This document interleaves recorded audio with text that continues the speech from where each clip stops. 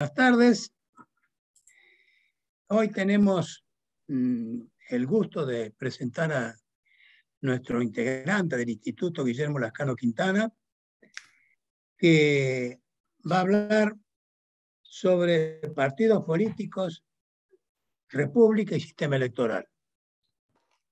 En tiempos que estamos viviendo, no hace falta destacar la actualidad de los temas y la preocupación que nos merece ello. Pues por eso que seguramente luego de la exposición de Guillermo vamos a dejar abierto el debate para que cada uno también opine y proponga sobre las circunstancias que estamos viviendo en la Argentina. Al mismo tiempo, y antes de darle la palabra a Guillermo, quiero destacar el ingreso de dos nuevos integrantes del Instituto, Guillermina Tiramonti y Fabián Bosoer. Estoy seguro que al darle la bienvenida, también comparto con ellos la esperanza y la seguridad de que van a enriquecer el patrimonio de nuestro instituto. Muchas gracias, Guillermina, muchas gracias, Fabián, y bienvenidos. Agradecer, Horacio, la oportunidad que me da de volver a hablar un poco sobre las cuestiones que importan a los argentinos interesados en temas políticos, de los partidos políticos. Permítanme hacer una brevísima reflexión, una brevísima confesión inicial. Comencé a escribir esto que ahora voy a leer hace como 4 o 5 meses, y todos saben que hace como 4 o 5 meses la situación política en Argentina era radicalmente distinta de la que es hoy. De modo que en algunas ocasiones me voy a detener y voy a hacer algunas reflexiones a viva voz sin la lectura que me acompañe. En aquella ocasión titulé la exposición del modo que ustedes la tienen en su invitación, pero ahora le modifiqué el título y le puse Reflexiones sobre la República y el porvenir. Y se van a dar cuenta, creo yo, por lo que voy seguidamente a decir. Comienzo con una cita de Stefan Zweig, de un libro que más adelante voy a señalar, que dice: obedeciendo a una ley irrevocable, la historia niega a los contemporáneos la posibilidad de conocer en sus inicios los grandes movimientos que determina su época. Yo creo que estamos en un momento parecido al que surge de la reflexión de Stefan Zweig, porque lo que la cita persigue recordar es la fragilidad de nuestro conocimiento sobre lo que sucederá y la magnitud de los cambios que se avecinan o pronostican. Acometeré entonces los párrafos que siguen a la antigua, sin ayuda de imágenes, por 2 razones. Una, porque prefiero el discurso hablado con la ayuda de la lectura, y la otra, porque temo confundir a la audiencia con la superposición de imágenes y palabras. Abordaré en esta ocasión algunos de los temas que ya analicé en un libro que escribí y se publicó en 2005, titulado La Argentina, signo de interrogación, ilusión perdida o nuevo desafío. Todo ello, naturalmente, desde la perspectiva del tiempo transcurrido y los cambios sucedidos aquí y en el mundo. Sobre el interrogante del título del libro, hasta ahora parecemos una ilusión perdida y el nuevo desafío sigue en ciernes. Parece, pero solo parece, que estamos transitando los inicios de una nueva época en nuestro país y tal vez en buena parte del globo terráqueo. Todo lo que se pueden hacer en consecuencia son conjeturas, suposiciones. El deterioro de la gestión gubernamental en nuestro país, que ahora se ha puesto de manifiesto de una manera increíble, con sus pésimos resultados, y las perspectivas probables anuncian un cambio, pero el camino hasta él es arduo y el futuro complicado, no solo por factores internos, también por el panorama internacional. En lo interno, la fragilidad del gobierno, que no se sabe con certeza quién lo ejerce, esto lo escribí hace 4 meses, imagínense ahora, y el desconcierto de la oposición, que en lugar de aclarar oscurece con mensajes contradictorios entre fuerzas afines. Tampoco se había desarrollado entonces la guerra entre Rusia y Ucrania, que suma a su brutalidad efectos destabilizadores de orden económico, estratégico y político. Como dije en la introducción a aquel trabajo que señalé de Julio Llanarte, perdón, me pasó algo con la... Inspirado por Julio Llanarte, dentro de la clave política se pone énfasis en el régimen jurídico formalmente vigente en cualquier nación, cuya norma fundamental es la Constitución Nacional. Pero además, porque las leyes en sentido amplio, esto es, todas las normas jurídicas, son mandatos obligatorios, es decir, órdenes que deben cumplirse y por ello, en ese sentido, se considera el derecho una disciplina que analiza las leyes, una técnica de gobierno. En nuestro régimen constitucional, el gobierno emplea las leyes para regular, modelar y sancionar las conductas de los gobernados. Con una nota diferencial y trascendente respecto de otros regímenes, algunos vigentes, tanto pasados como presentes, en donde los gobernantes también no están sometidos a las obligaciones que imponen las normas jurídicas. En consecuencia, el respeto sin concesiones a las leyes es el fundamento del régimen político, social y económico de cualquier país, lo que lamentablemente no sucede en el nuestro. Veamos entonces cuánto de república tiene nuestra práctica política y si la vida cotidiana presenta las características que prevé la organización constitucional. Lo primero que luce evidente es que la República Democrática está gravemente cuestionada a pesar de la invocación en contrario que hacen muchas entidades y algunos dirigentes. ¿Me traes un vaso de agua, bien? Y está cuestionada no solamente por los ciudadanos, también por las corporaciones tales como sindicatos, organizaciones de empresarios y conglomerados sociales que además pretenden torcer por métodos ilegítimos la vigencia del orden legal y también por los mismos gobernantes, lo que es mucho más grave e insólito. ¿Me siguen escuchando? Porque veo acá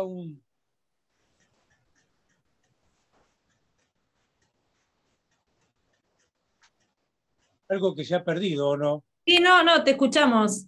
Okay. No, te escuchamos bien, perfecto, Guillermo. Hay un cierto delay a veces, pero se escucha bien. Entre pero se oye perfecto. Muchas gracias por el entusiasmo. Estos conglomerados, me refiero a los conglomerados sociales, han proliferado y se comportan de un modo violatorio del artículo 22 de la Constitución Nacional, que establece que el pueblo no delibera ni gobierna, sino por medio de sus representantes, es decir, por las autoridades elegidas, lo que lamentablemente no sucede.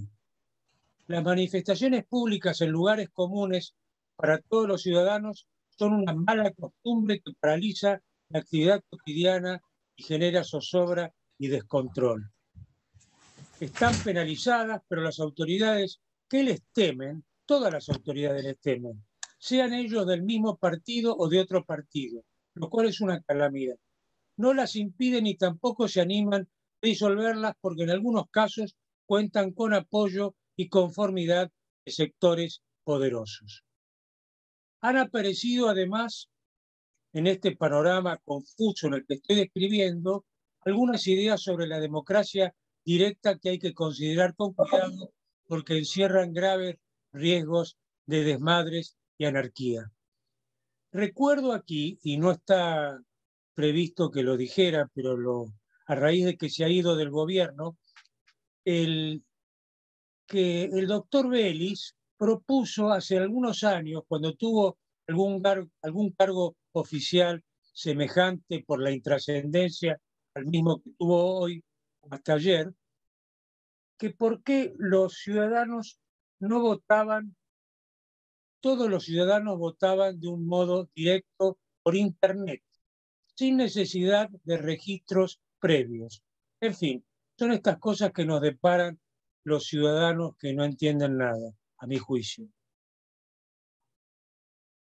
Esta cuestión se está debatiendo en tiempos recientes, han aparecido además, esta cuestión se está debatiendo en tiempos recientes por la difusión prácticamente universal de Internet. Pero el tema tiene que ser analizado con cuidado, sin apresuramientos y teniendo en cuenta que la historia prueba que la práctica de la democracia directa es de difícil e inconveniente ejercicio en lo cotidiano de la labor legislativa, que exige mucho más que la ciega adhesión a una tarea de por sí compleja. El referéndum solo se justifica, a mi juicio, para temas puntuales donde la respuesta es el sí o el no. En nuestra región, en América, además se está presentando una realidad de pronóstico incierto.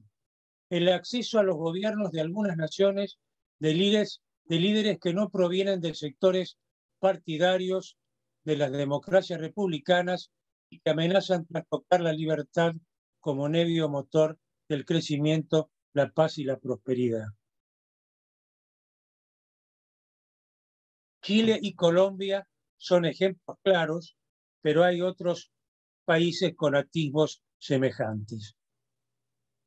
A ellos se suman los casos paradigmáticos de Cuba, Nicaragua y Venezuela, perdón que se me metió una cosa, en donde el sufragio se asemeja más que a una elección razonada y libre a una imposición digitada.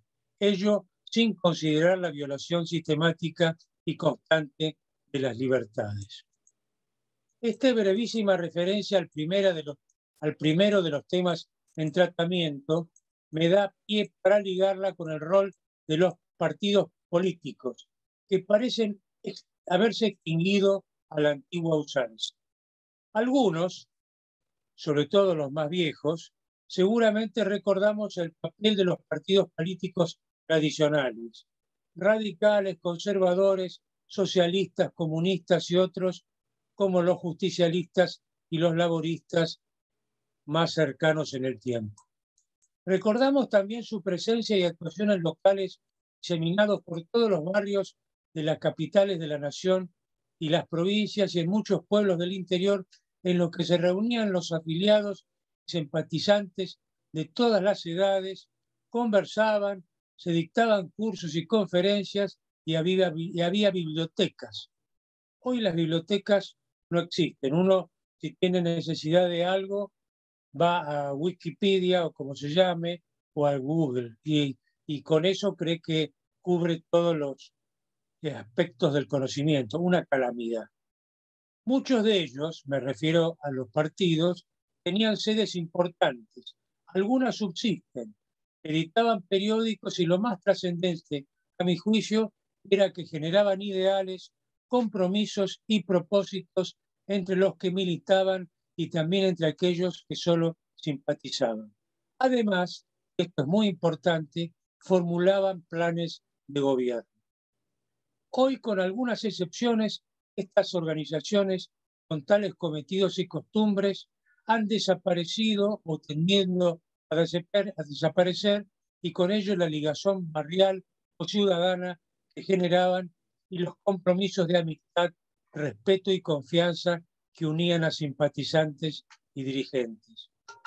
Se prefieren las reuniones a puertas cerradas y una tendencia a la exhibición pública por televisión u otros medios digitales de individuos que pretenden ser candidatos en general sin aportar ideas y limitarse a criticar y exponer sobre abstracciones con el único propósito de aprontarse para las elecciones sin importar el tiempo que falte para ellas. Hay, para ser justos, algunas excepciones, que no nombro para evitar omisiones voluntarias, pero sí sé que, y señalo que se han constituido algunas organizaciones que estudian las cuestiones trascendentales que asuelan a la nación y proponen cursos de acción para su gobernabilidad. Tienen inteligencia, experiencia y talento. Solo falta que difundan sus ideas y propuestas. Esto generará, descuento, la discusión pública de ellas, que enriquecerán el pobre discurso político que ha caracterizado los últimos tiempos. Aquí voy a hacer una referencia que no tengo escrita, y es que en estos momentos en que pasado mañana o mañana tendremos noticias de un plan que no sabemos cuál es respecto del futuro, por lo menos económico, y en algunos otros casos de seguridad, según lo que diga el señor Massa, los partidos políticos deberían decir o hacer proposiciones concretas sobre qué es lo que habría que hacer para zafar de la situación tan lamentable en la que estamos. Tal vez la ausencia de partidos políticos se deba al acceso que tiene la ciudadanía a los medios audiovisuales como la televisión y las redes sociales, que comunican de manera permanente y simultánea los acontecimientos que antes llegaba en retraso o exigía la presencia de quienes estuvieran interesados. Sin embargo, tengo la sensación de que no es lo mismo. La opinión pública, sobre todo la interesada y parte de los espacios a los que me referí, se ve sometida a comentarios, opiniones, discusiones que no dejan margen para la asimilación y reflexión, y ello, además, por la vía de aquellos medios, impide o dificulta el análisis con contrapartes. No voy a hacer referencia a lo que todos vemos en la televisión. Yo no veo mucho televisión, pero casi todos ven lo que sucede en las televisiones que propagan constantemente noticias de políticos que los investigan. Sin embargo, tengo la sensación de que no es lo mismo.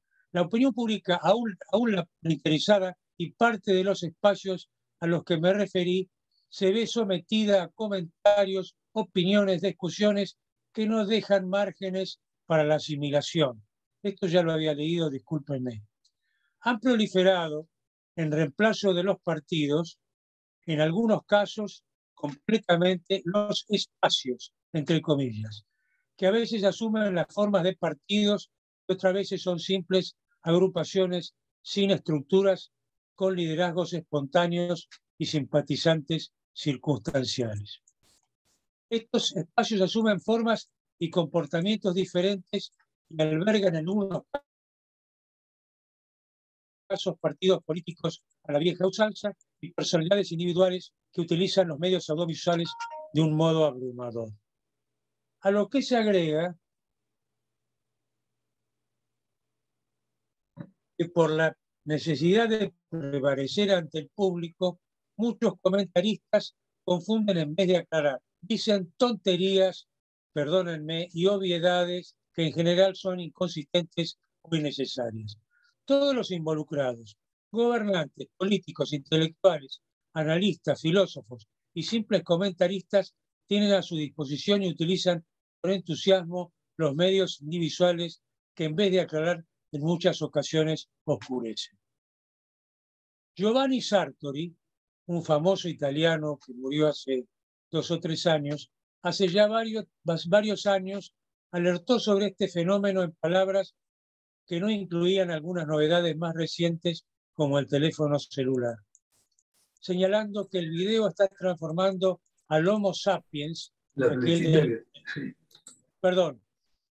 Y pongo micrófono altavoz.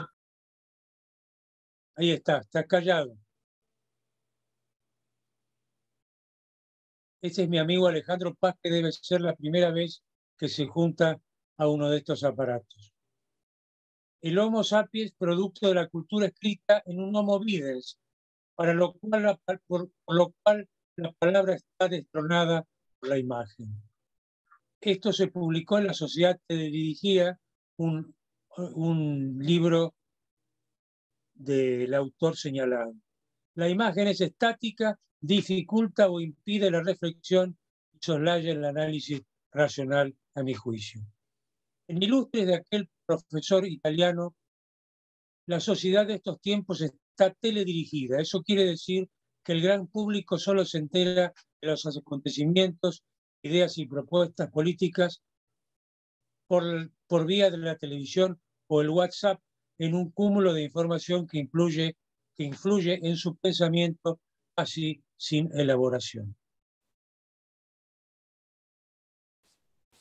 Esto no es necesariamente desolvente del régimen republicano, aclaro, pero el descrédito por el que atraviesa la República y la actividad política es no solo local, sino que se ha extendido sobre buena parte de las naciones del mundo. Ustedes habrán visto últimamente lo que está pasando en Italia con Draghi, un gran político y economista que ha sido desplazado por cuestiones menores, y hay otros que no menciono para no armar lío. Pero además de la violación de las leyes en que incurren estos... Acá vuelvo a poner esto. Apagar. Muchos de los principales sectores de la política, la actividad económica y la sindical, y hasta jueces, funcionarios de jerarquía y fuerzas de seguridad conforman una situación muy grave. Pero volvamos a los partidos políticos. Nuestro sistema electoral requiere, en teoría, la existencia de partidos políticos que elaboren propuestas capaces de aglutinar voluntades que superen lo puramente individual. Para ello, aún con la aparición y consolidación de los espacios de aglomeraciones, siguen siendo, a mi juicio, mecanismos útiles para recoger iniciativas y reclamos ciudadanos. Pero es menester que el régimen electoral funcione correctamente, para lo cual tiene que haber partidos políticos con planes y propuestas y leyes electorales que respondan a su cometido principal, que es difundir ideas y candidatos que deberán surgir de métodos consentidos, de modo de representar auténticamente la voluntad de la ciudadanía con las limitaciones que cualquier sistema implica. Por ello es tan trascendente que los partidos recobren el papel que desempeñaron para asegurar una democracia plena y moderna que contrarreste y mitigue la catarata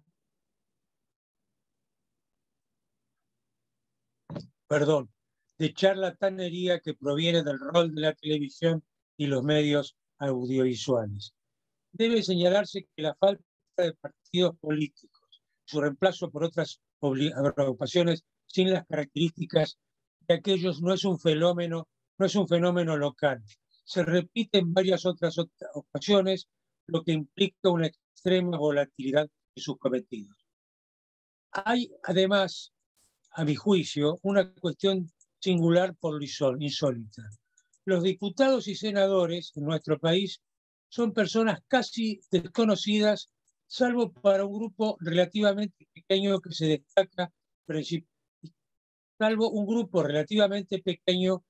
destaca principalmente por su aparición en la radio, la televisión y los medios. Otra vez el Homo videns. Muy pocos de ellos tienen reconocimientos distintos de su posicionamiento en las cámaras, lo que es auspicioso pero insuficiente para afirmar que representan a aquellos que los votaron o que tienen la capacidad necesaria para ello. La interacción de los candidatos en los partidos políticos y con la gente, si bien es más dificultosa que la ofrecida por los medios señalados, es mucho más efectiva si lo que se busca es un compromiso con los partidos políticos. Los que tenemos muchos años, entre ellos Horacio y yo, recordamos las visitas que hacía Ricardo Balbín, por ejemplo, y algunos otros, a todos los pueblos no solamente de la provincia, de la nación, tratando de convencer a la gente que estaba allí de su voluntad por conducir a la nación hacia destinos mejores que los que hemos tenido. La ausencia de estructuras jurídicas en aquellos espacios conspira contra la imprescindible unidad de criterios públicos y la necesidad de tener una voz que aglutine el mensaje del conglomerado que muchas veces aparece representado por voces discordantes. No es que sean negativas las voces discordantes en un partido, pero hay momentos cruciales en los que el mensaje tiene que ser unívoco. Por ejemplo, el que estamos viviendo ahora. Todos recordarán que la última vez que Angela Merkel, primer ministro de Alemania o canciller, su partido, el Demócrata Cristiano, hizo un pacto escrito con otros partidos, el Partido Verde y Socialista, pacto escrito con sus propuestas y distribuyeron los cargos ministeriales. Algo similar sucedió recientemente con la renovación en Alemania en la última elección de jefe de gobierno. Esto importa la certeza de que las promesas electorales serán cumplidas. Y si no se cumplen, habrá castigos. En nuestra realidad, desde hace ya muchos años, causando o acompañando la fragilidad de nuestro sistema político, los partidos, sus líderes y sus equipos no han sabido, no han podido encauzar las sabias previsiones de la Constitución de 1853 y tampoco las resultantes de la reforma del 94. Pero regresemos al comienzo y hablemos de nuestra república, que todos sabemos que en latín es la cosa pública. Todos los integrantes de este instituto y de la academia del que forma parte conocen el sentido y la historia de la evolución de lo que hoy es la nación argentina, de modo que no abundaré en citas historiográficas, pero señalaré lo que a mi juicio es significativo para nosotros, sus habitantes, en la actual y dramática coyuntura de nuestra historia. Herederos de un imperio donde no se ponía el sol, la parte de América que ocupamos nosotros entre varias naciones hermanas demoró varias décadas desde la independencia para dictarse una constitución y algunas más para consolidar la organización nacional. Aún hoy se generan discusiones sobre el sistema federal que se instituyó en nuestro país y se proponen métodos para modificarlo y aún modificar, mejorarlo y aún modificarlo. Hay, por supuesto, situaciones que merecen alguna reflexión y hasta eventuales modificaciones, como son la extensión de la provincia de Buenos Aires y el régimen de coparticipación de impuestos. Los temas álgidos que generan discusiones y enfrentamientos, pero dejaremos eso para quienes se han dedicado a analizar la cuestión, han hecho algunas propuestas como Esteban Bullrich, Enrique Morat y Jorge Molina, en un libro que se llama Un Buenos Aires para renovar el Pacto de Unión Nacional, cuya lectura recomiendo fervientemente.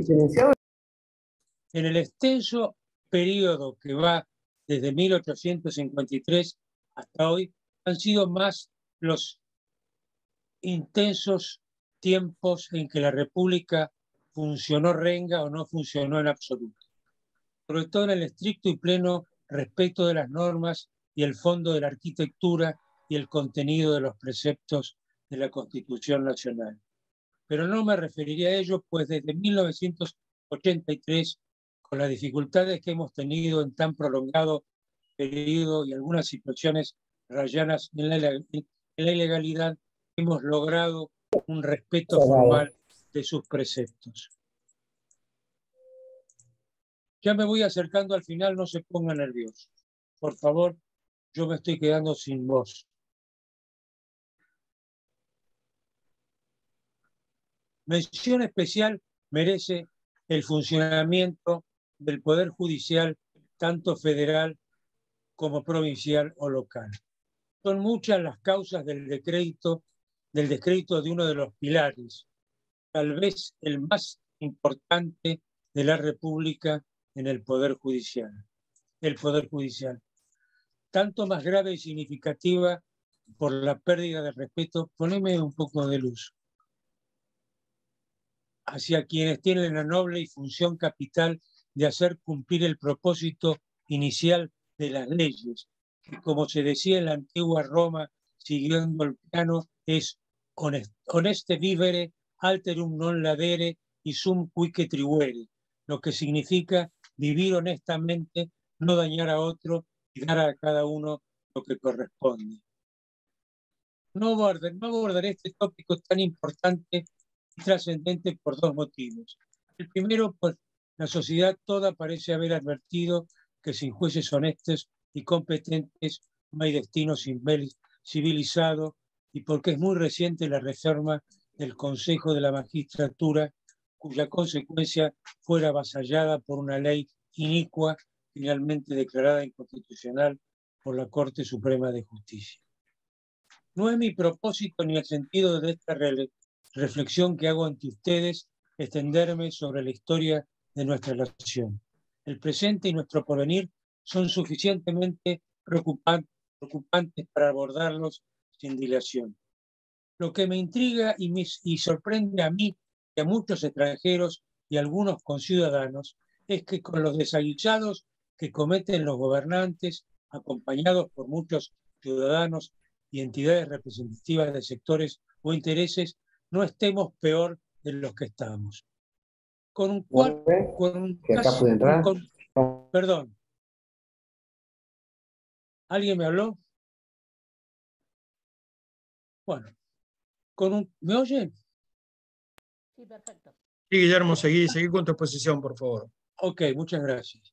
Con un casi 40% de pobres y un 10% de indigentes, según los últimos informes difundidos, inseguridad creciente, educación declinante, inflación galopante, fronteras débiles, para citar solo algunos de los males que padecemos, deberíamos estar cercanos a la catástrofe. Pero no lo estamos, o por lo menos a mí no me lo parece. A ello se agrega un desmadre gubernamental y operativo en decisiones trascendentales sobre cuestiones políticas, económicas y estratégicas, pocas veces sufridos por nuestra historia reciente, pero como acabo de señalar, el caos generalizado que se asoma no parece concretarse. Confiemos en que lo que va a suceder entre mañana y pasado no sea un caos. Para encontrar una razón de por qué no hemos estallado, permítanme una reflexión. ¿Qué subsiste de las grandes antiguas grandezas argentinas? Tierra de promisión que entre 1890 y 1920 acogió cerca de 6 millones de migrantes de casi todo el planeta, de los cuales se quedaron para siempre más de la mitad, según afirma Mauricio Rojas, de la Argentina, una breve historia de un largo fracaso. Aún después de ese aluvión, y como consecuencia de guerras y hambrunas en el mundo, siguieron viniendo muchos más. Hoy viven, estudian y trabajan en nuestro país miles de venezolanos, colombianos, paraguayos, chilenos y peruanos, entre otras nacionalidades. Y los gobiernos se ocuparon y se ocupan de educarlos, primero en la escuela, luego en las universidades, y brindarles hospitales gratuitos.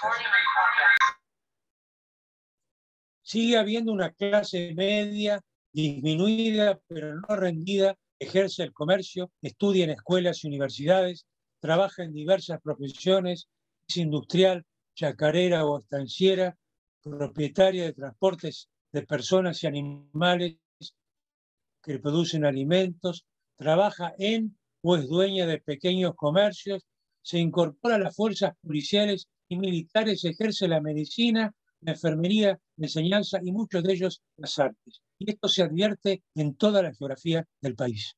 Existen instituciones religiosas que, además de profesar sus creencias y cumplir con sus ritos, ayudan a los necesitados de alimento, ropa y alojamiento. Ello, además de otras entidades privadas que brindan similares ayudas. Los hospitales son públicos y gratuitos, como acabo de señalar. Funcionan regular, pero funcionan, como se dio durante la pandemia, sobre todo por el esfuerzo de médicos y enfermeros. Tal vez alguna omita algunos méritos, pero los señalados son suficientes para saber que no todo está perdido y que no nos extinguimos, que no nos dirigimos a la extinción como nación. Deberíamos imitar a aquellos que idearon, promovieron y lucharon por esa Argentina que fue ejemplar en la educación de su pueblo, que impuso de la democracia plena, tuvo una política exterior sensata y coherente, defendió su territorio con el servicio militar y estuvo en paz con sus vecinos. La mediocridad que parece haberse adueñado de parte de la ciudadanía y que es ensalzada por algunos ignorantes e incompetentes,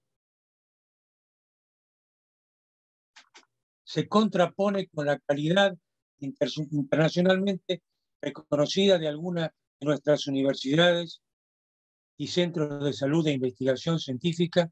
Lo mismo pasa con los adelantos e innovaciones en maquinarias y otros rubros destinados a la producción agrícola, ganadera y a la cibernética.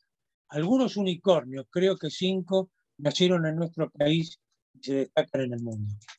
Es cierto que la educación, sobre todo la pública, ha disminuido en su calidad y que la formación de los docentes no tiene los parámetros de antaño, con el agravante de las dificultades que impuso la pandemia. Pero sigue habiendo bolsones de estudio, investigación, difusión e intercambio con centros internacionales que compensan esa declinación. Y la escuela sigue siendo el primer escalón de la cadena de mejoramiento, sin embargo, ciudadano. Sin embargo, la conversación cotidiana, las notas de los periódicos, muchas conferencias y cursos que dictan diariamente e incontables ensayos insisten en la declinación como destino ineluctable de lo que una vez fue grande y ejemplar. No se crea que me conformo con la mediocridad y declinación que acabo de describir. Todo lo contrario. Entiendo entonces a la infatigable voluntad de nuestros conciudadanos, al coraje de sus fundadores y forjadores de la nación, que debemos recobrar los atributos de entonces: convicciones políticas y sociales, compromiso y decisión de luchar hasta el último aliento para ofrecer esta tierra de provisión a todos los hombres del mundo. Y para cumplir ese cometido se hace imprescindible decir verdades que se han ocultado y proceder a desarmar el discurso basado en que la República Democrática está en vías de extinción. Abogo porque renazcan los espíritus que hicieron grande a nuestra patria. Me limito a señalar que la destrucción de su entramado humano, el combate a la excelencia y el esfuerzo pueden cesar en cuanto recuperemos los valores de nuestra sociedad y desechemos para siempre la dádiva, las consignas estériles, el reparto sin mérito de responsabilidades gubernamentales y de favores a los que nos han acostumbrado muchos políticos, gremialistas, empresarios y sus filibusteros. Ya termino, ¿eh?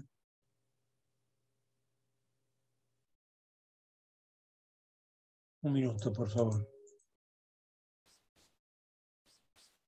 Así como en los 90 se anunció el fin de la historia mundial que habíamos conocido de enfrentamientos y hostilidades políticas y militares, hoy se anuncian convulsiones sociales, cambios de conductas y un futuro incierto. Especialmente se pone énfasis en la extinción de las clases medias, la explosión de las clases pobres, la concentración de la riqueza en pocas manos, una globalización centrada en las comunicaciones inmediatas. Esta mirada merece algunas reflexiones finales en concordancia contra los que he expuesto, creo. Si analizamos la historia de las naciones, no hay periodo que no haya sido consecuencia de crisis, enfrentamientos raciales, religiosos, apetencias raciales, territoriales por razones económicas y militares y hasta por necesidades de subsistencia de los invasores. La paz perpetua, damas y caballeros, no existe. El mundo occidental, cuya historia conocemos desde hace varias centurias, que nació con la derrota de las invasiones de los invasores orientales, esto hay que recordarlo, se consolidó con enormes pérdidas de vidas humanas y desde entonces generó increíbles adelantos, pero también regresiones en términos de convivencia. No hay nada nuevo bajo el sol. Los estudiosos de la historia y las ciencias sociales que ahora pronostican lo que sucederá lo hacen sobre conjeturas, muchas de ellas basadas en estadísticas, análisis económicos, comportamientos presentes o del pasado reciente, con opiniones respecto del comportamiento humano, lo que es imprevisible como prueba la experiencia. La globalización, los descubrimientos científicos, los adelantos en materia espacial y cibernética suceden mientras una gran cantidad de seres humanos sufren guerras, aunque mucho menos que las ocurridas en toda la historia de la humanidad. Y desde la revolución industrial, el hambre en el mundo decreció de manera sorprendente. Es cierto que hay nuevas formas de pobreza, pero también nuevos métodos de distribución de la riqueza, el trabajo, la medicina, los estudios y las comunicaciones. No es razonable ni previsible que la República Argentina, que fue grande y ejemplar, esté destinada al fracaso y a su desaparición. Hemos superado situaciones mucho más graves y dolorosas que les estamos atravesando. Y finalmente el futuro depende de nosotros, porque en frase atribuida a Edmund Burke, lo único que es necesario para que el mal triunfe es que los hombres buenos no hagan nada. Y los buenos, que somos más que los malos, estamos tomando conciencia de nuestras responsabilidades y actuando en consecuencia, creo, aun cuando las últimas noticias de alguna parte de nuestros gobiernos nos escandalicen o nos asusten. Termino señalando que hace pocos días, en ocasión de una conferencia que pronunció el distinguido intelectual y amigo Oscar Muñoz, mediante la virtualidad que le brindó el Club del Progreso, a una pregunta sobre qué hacer para complicar el presente político argentino, contestó que habría que hacer lo que hizo el mismo club cuando se fundó. Esto es un acuerdo entre Mitre, Rosas y Urquiza que significó el comienzo de una etapa con dificultades, enfrentamientos, pero que inició un orden y crecimiento sin precedentes. Muchas gracias por el tiempo que les he robado. Muchas gracias, Guillermo, por tus conceptos, por tu mensaje esperanzador en momentos como los que estamos viviendo. Y vamos a dejar abierto el debate para que los aportes que pueden hacer quienes te han escuchado. Y lo dejo a Carlos D'Agostino, nuestro secretario, para que dirija y dé la palabra a quienes lo soliciten. Muchas gracias, Guillermo, de nuevo, y vamos a pensar mucho en todo lo que dijiste. Muchas gracias. Buenas tardes. Si alguno de los presentes desea formular una pregunta o un comentario, puede hacerlo levantando la mano o puede hacerlo por el chat. También puede callarse la boca. No tengo preguntas en el chat, no tengo nadie que levante la mano por aquí. No, felicitaciones, felicitaciones. Perdón, el señor Carlos Reuniaga. Disculpe, lo que pasa es que no tengo la pantalla toda. Pero, por favor, desactive el micrófono. Sí, ya estoy canchero con estas cosas. Muy bien. Guillermo, simplemente quería intervenir para mencionar algo referido a tu posición respecto de la posibilidad de una democracia directa utilizando los métodos modernos de comunicación.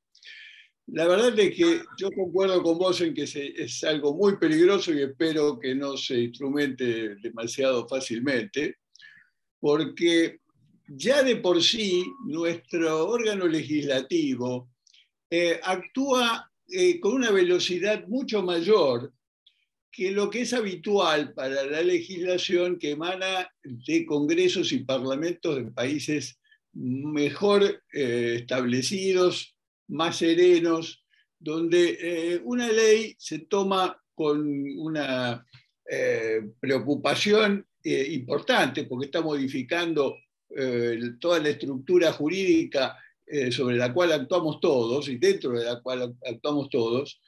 Y entonces uno se encuentra con que un proyecto se discute durante muchísimo tiempo, pasa una cantidad de revisiones y recién después de grandes análisis, profundos análisis, y habiendo un consenso, se sanciona. Ya nuestro Congreso actúa demasiado rápidamente. Lo más extremo es el caso de la legislación tributaria. Yo recuerdo que cuando Alemania tuvo que enfrentar la necesidad financiera extraordinaria de absorber a Alemania Oriental, decidieron aumentar el IVA y sancionaron una ley para que se aplicara 2 años después. Nuestro Congreso muy frecuentemente sanciona normas retroactivas en materia impositiva. Ni pensemos lo que sería si a través del teléfono estamos votando todo el tiempo y sancionando cualquier cosa. Muchas gracias, Carlos. Muchas gracias. Federico Sosa Valle quiere formar una pregunta, desactive el teléfono. Gracias, muchas gracias. Bueno, Guillermo, muchas gracias por tu charla, muy inspiradora. Mientras la escuchaba, como que estaba implícito también un concepto de resiliencia, ¿no?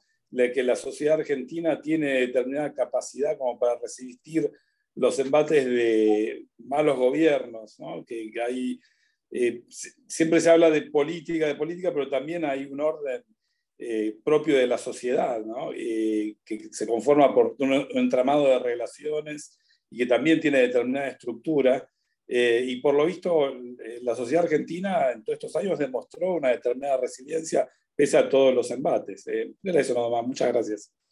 Muchas gracias, Federico. Antes de que nuestro conductor le dé la palabra a otro si la pidió, yo no usé la palabra resiliencia porque es una palabra muy nueva para gente veterana como yo y entonces no sabía si todos la iban a entender, sobre todo los veteranos que están aquí. Y la verdad es lo que vos decís. La tesis mía es que acá hay muchos millones de gente buena, como proclamaba Burke, que no va a permitir que ganen los malos, creo. A lo mejor. Yo quiera que no. Lo que pasa es que Burke también decía que no era únicamente que los hombres buenos hagan algo, sino que lo hagan de forma coordinada. Por eso también la importancia de los partidos políticos. Es decir, un hombre bueno que se levanta y lo bajan. Ahora, cuando ya se ponen todos en un concierto como para coordinar algún plan de acción y demás, eso sí puede llegar a tener buen puerto. Ok. ¿Alguno más quiere formular una pregunta? ¿O algún comentario? No tengo en el chat nada. Sí, Horacio Jaunarena tiene el uso de la palabra. No, simplemente porque vinculado con todos estos temas que estamos hablando, hoy quiero recomendar un artículo de Lori Sanata en La Nación, que hace un análisis muy lúcido de nuestro pasado, encuentra algunas explicaciones y tienen mucho que ver con todo esto que estamos hablando. Yo tengo una preocupación en el sentido de que hay una revolución que estamos viviendo a través del progreso de los medios de comunicación. Y cómo los medios de comunicación influyen sobre nuestras conductas, cómo la nueva tecnología permite que avance sobre nuestra interioridad, sobre nuestros sentimientos, y cómo las redes sociales comienzan a influir sobre nuestras conductas de una manera absolutamente impensada hasta hace poco tiempo. Me pregunto si estamos adecuando la legislación a esta revolución tecnológica que estamos viviendo y que significa nada más ni nada menos que manejen cada vez más nuestra intimidad y determinen nuestras conductas. Pienso lo que pasó en Estados Unidos a raíz del manejo que hizo Trump luego de impugnar las elecciones y las consecuencias que produjo en contra de la democracia, por supuesto, o pienso la manera en que las redes sociales, especialmente Facebook, influyeron para que en Birmania tuviéramos un genocidio como el que se sufrió hace un par de años. Me pregunto si estamos adecuando la legislación a estos tiempos que nos tocan vivir y que una de sus consecuencias precisamente que producen es la decadencia de los partidos políticos, y que con mucha lucidez señaló Guillermo. Bueno, yo tengo algunas reflexiones, pero Román Frondizi quiere hacer uso de la palabra. Bueno, le toca hacer uso de la palabra al doctor Román Frondizi. Bueno, yo simplemente, ¿me están oyendo? Sí, perfecto, doctor. Simplemente en apoyo del optimismo de Guillermo, querido amigo, quiero citar la palabra de San Pablo. Las fuerzas del mal no prevalecerán, Guillermo. Vamos a sacar entre todos, entre los veteranos, como decís vos, y los jóvenes, hombres y mujeres argentinos, lo vamos a sacar adelante a nuestro querido país. Hay que tener confianza, hay que aplicar la inteligencia, la voluntad y actuar en consecuencia. Actuar. Gracias, Guillermo, por tu intervención. ¿Alguno más quiere hacer uso de la palabra? Yo quisiera, si estamos en tiempo todavía. Sí, yo, tomando lo que algunos han dicho, sobre todo Federico Sosa y Román Frondizi, yo no es que sea optimista porque sí, sino porque realmente los argentinos en todos los órdenes. Vos, Román, que vivís en el campo y sabés cómo son los gauchos y la gente que se la pasa tomando mate, por decir algo, y algunos otros de los aquí presentes, siempre hemos pensado que la nacionalidad argentina, formada por un crisol de razas, es superior a muchas otras nacionalidades, sobre todo, y discúlpenme los que piensen lo contrario, de América Latina. Tenemos gente que ha provenido de situaciones muy complejas de orden militar, de orden sanitario, de orden de separación por castas, etcétera, que aquí encontraron la tierra de promisión. Y esa gente sigue siendo, creo yo, del modo que fueron sus ancestros. De modo tal que a ellos hay que apuntar, a ellos hay que entusiasmar, a los hijos, nietos y bisnietos de los italianos, rumanos, árabes que vinieron durante el siglo pasado, durante el siglo XIX y XX, para que vean las maravillas de este país que es enorme en materia de territorio, enorme en materia de mar territorial, enorme en calidad de productos que están bajo tierra como gas y litio para tirar para el techo, y no dedicarnos a criticar todo el tiempo como hacen. Yo la televisión no la veo más porque me vuelven loco. Todos los supuestos analistas se la pasan tirando porquerías al razonamiento general. En otros términos, lo que estoy pidiendo es, o estoy tratando de hacer con esta charla que di, es insuflar un poquitito de optimismo, como dijo mi amigo de tantos años, Horacio Ganarena, y agradecerle a los 36 o 37 ciudadanos, 38, porque ahí está una de mis nietas, acompañando a su madre, haberme atendido y no haberme echado a los escupitajos. Muchas gracias, Guillermo. ¿Alguna persona? Si no hay más intervenciones, no tengo preguntas en el chat. Yo quisiera cerrar precisamente con este mensaje esperanzador, tan necesario en este tiempo que han dado, bueno, en primer lugar Guillermo, también Román Frondizi. Un abrazo a todos y sepan que están invitados siempre a las reuniones del instituto que dirijo. Muchas gracias. Muchas gracias a todos. Chao, muchas gracias.